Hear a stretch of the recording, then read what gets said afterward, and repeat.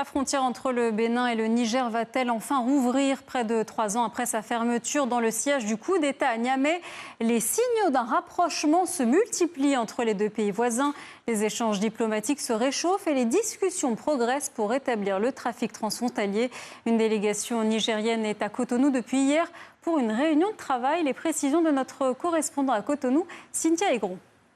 Cette réunion intervient quelques semaines après la visite à Niamey du président béninois Romuald Wadani, dans le cadre du rapprochement engagé entre les deux pays après presque 3 ans de tensions diplomatiques. Elle fait également suite à la publication le 16 juin d'un communiqué conjoint bénino-nigérien évoquant des résultats fructueux obtenus par le comité d'experts mis en place après la rencontre de Niamey.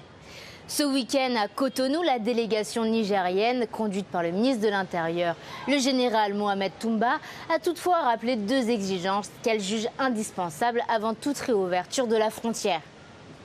La première concerne la signature d'un accord de défense et de sécurité fondé sur un principe de non-agression avec l'objectif de garantir qu'aucun des 2 États ne puisse servir de base à des actions hostiles contre l'autre.